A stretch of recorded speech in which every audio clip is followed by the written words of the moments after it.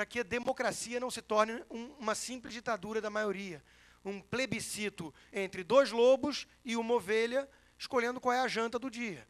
Não tem muito como você manter um critério de justiça quando é isso que está acontecendo, né? E Aristóteles, o grego, já perguntava no seu livro Política se, por serem superiores em número, aprouver aos pobres dividir os bens dos ricos, não será isso uma injustiça? Ele faz a pergunta. Me parece clara a resposta. Sim, será uma injustiça. Porque não é porque o sujeito é rico que isso nos dá o direito de tomar a sua riqueza na marra, à força, que nada mais é um imposto do que isso. Claro, eu estou falando de uma riqueza conquistada de forma legítima, não muito do que se vê da riqueza, por exemplo, no Brasil, que já é um sintoma desse modelo perverso de excesso de concentração de poder no governo. Gostam muito de culpar o tal do neoliberalismo pelos males no país, mas isso é um fantasma criado pela mitologia canhota no país, porque não existe, isso nunca existiu no Brasil algo próximo do modelo liberal. E por isso, sim, é verdade, muito da riqueza concentrada nesse país foi obtida de forma injusta. Basta citar que Brasília é a maior renda per capita do país. E os maiores itens de produção lá são leis idiotas e corrupção. É preciso...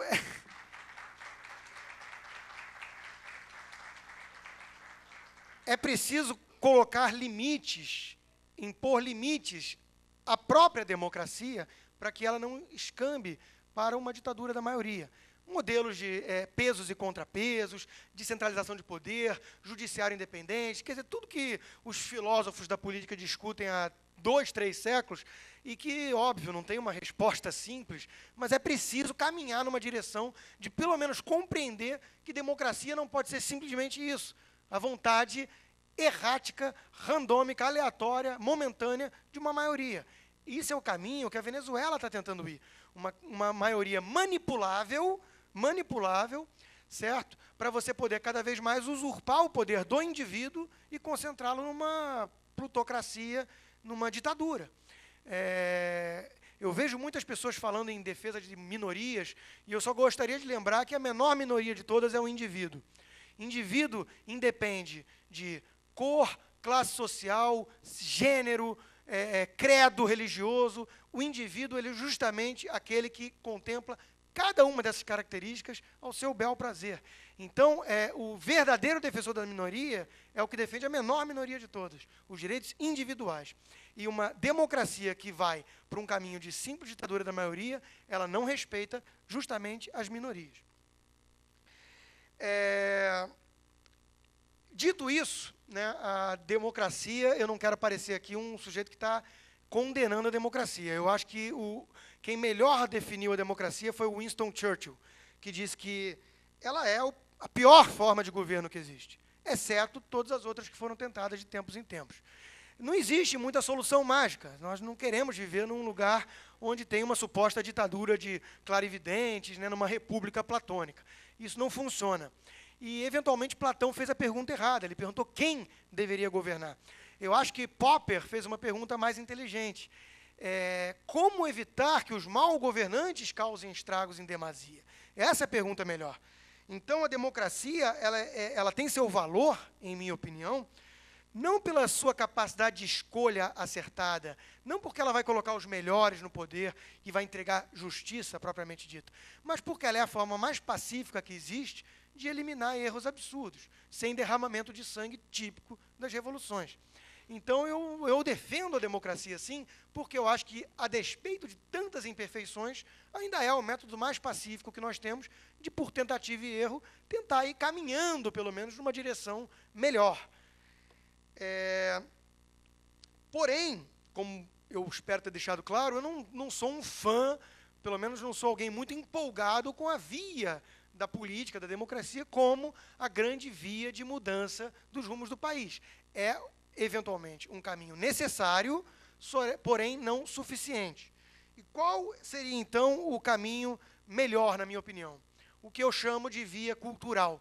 É mudar a mentalidade das pessoas mesmo.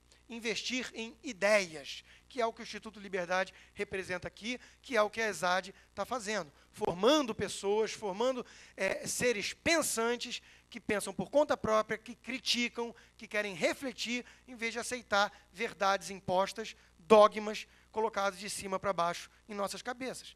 É a via da reflexão, da crítica, do pensamento, da cultura que abrange tudo isso. Novamente apelando para autoridades, né, para citar pessoas que compreenderam o poder das ideias, foi inclusive o tema da minha palestra quando eu ganhei o Prêmio Libertas do Fórum da Liberdade, o poder das ideias. Edmund Burke, novamente, dizia: mude as ideias e você poderá mudar o curso da história. O poeta alemão Heine dizia que os conceitos filosóficos nutridos na quietude de um escritório de um professor, podem destruir uma civilização. E está aí os males que, por exemplo, o marxismo causou no mundo. Camboja, Coreia do Norte, China, União Soviética, Cuba, tanta escravidão, tanta miséria, tanta morte gerada por uma ideologia, por uma mentalidade. É o poder das ideias para o bem ou para o mal.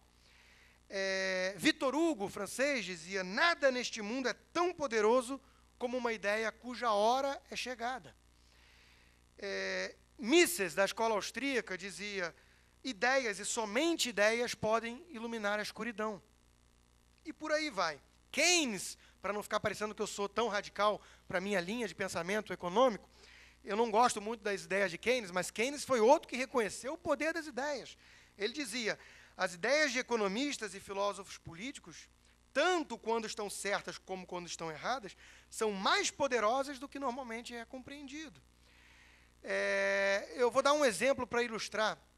Hayek, o austríaco, que foi agraciado com o Prêmio Nobel em 74, foi procurado por um sujeito chamado Anthony Fisher, que leu o seu livro mais famoso e popular, chamado O Caminho da Servidão. E ele ficou muito impressionado com aquele livro e falou: nós estamos indo por esse caminho na Inglaterra. E as pessoas esquecem, às vezes, como a Inglaterra já foi esquisita, né? Parecia muito com o Brasil nessa época. Inflação de 16%, 18% ao ano, máfias sindicalistas se apossando da máquina estatal, falta de liberdade visível a olhos nus e uma direção perigosa, numa linha realmente de perda das liberdades mais básicas.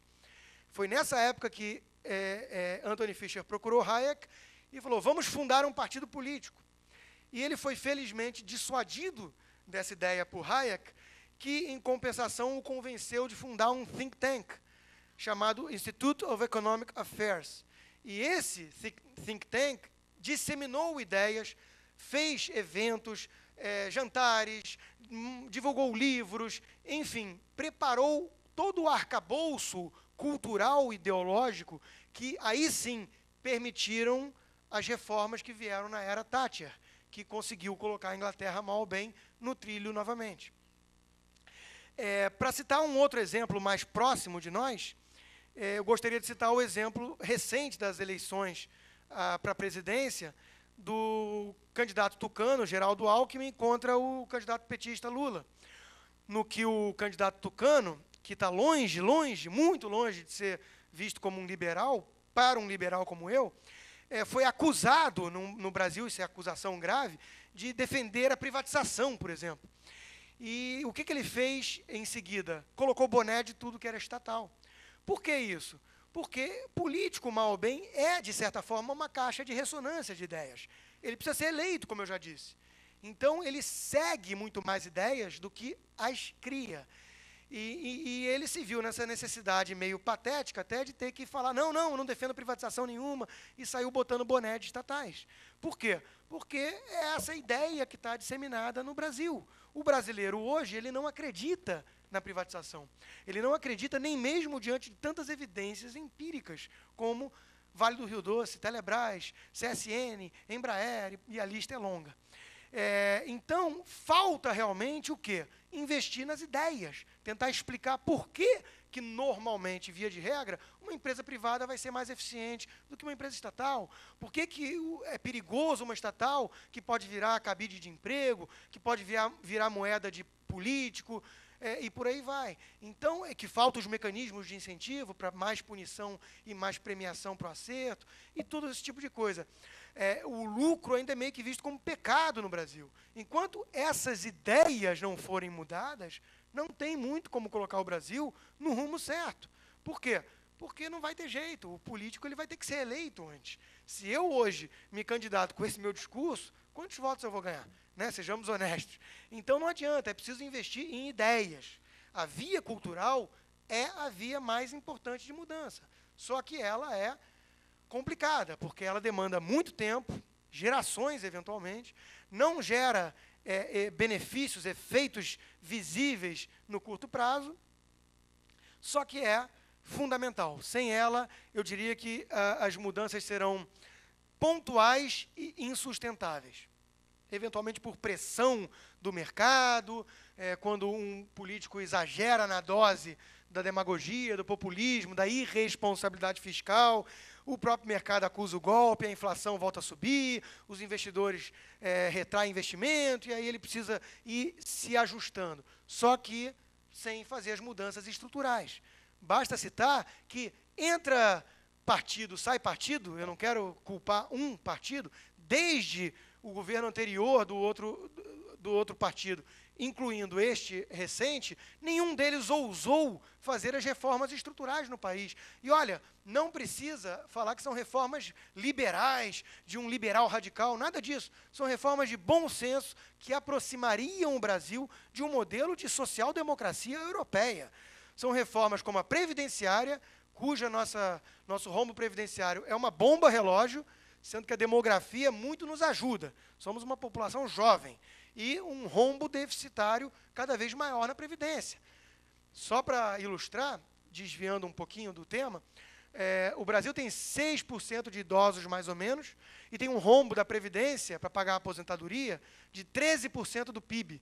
É um espelho dos Estados Unidos.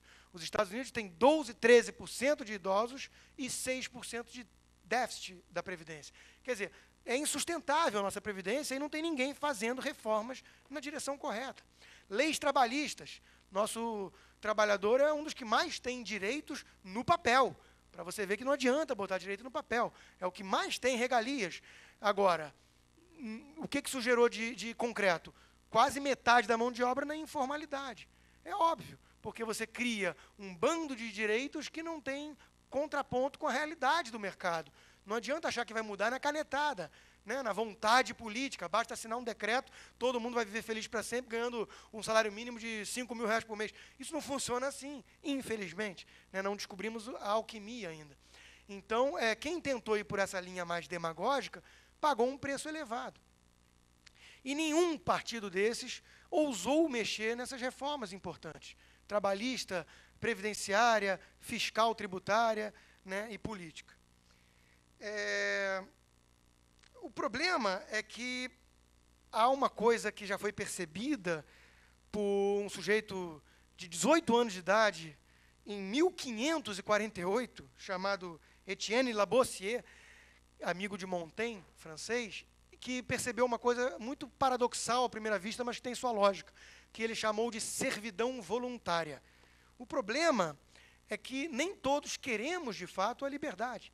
A liberdade, ela traz concomitantemente responsabilidade, ela traz a necessidade de assumir as rédeas da própria vida e ela traz a necessidade de assumir os fracassos também, que fazem parte. E a insegurança mesmo de um mundo que não tem muitas garantias. Não adianta botar no papel a garantia, porque não existe. Está aí o excesso de garantia que o próprio modelo de welfare state da Europa concedeu aos seus povos, e está aí mostrando que era de brincadeirinha. Estava no papel, mas não vão levar. A Grécia está passando por isso de forma mais dolorosa. Espanha, Portugal, Itália estão na berlinda, estão na bola 7. Porque não adianta você ficar colocando no papel coisas maravilhosas quando a realidade de mercado é outra. Então, o mundo ele é mesmo inseguro. É feito assim, né? Basta imaginar um sujeito na savana tendo que sobreviver. É complicado. Você não pode ficar querendo achar que vai delegar a segurança, as rédeas da vida. E todo mundo no Brasil gosta muito de falar de direito à moradia, direito à saúde, direito a... e esquece do dever. né? Isso tudo são bens que são produzidos por homens. Se alguém tem direito a tudo isso, quem é que tem o dever de fazer? Então, as pessoas esquecem disso, né? O Estado, né? O Estado vai fazer tudo. Daí veio um outro francês chamado Bastiat, em 1850,